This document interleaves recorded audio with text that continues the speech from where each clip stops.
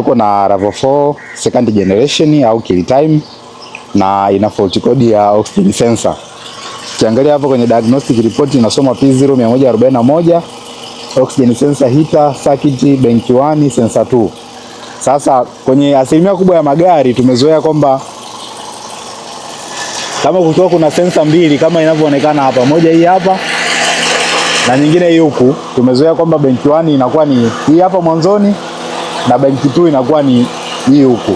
Lakini kwenye hizi engine za kama hii ni 1AZ ya kawaida ambayo sio ya D4.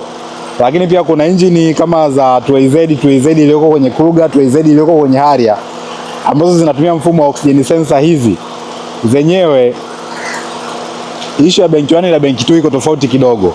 Kwenye zile gari au kwa mfano kama hii hapa, bank 1 yetu ni sensor ya upande huu huku na bank 2 ni sensor ya upande huu huku.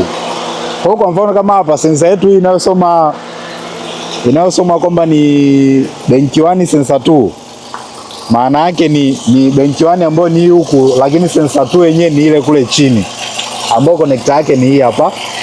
Ukiangalia kule chini utaona kuna waya ule unacheza, kuna sensor imefungwa kule chini.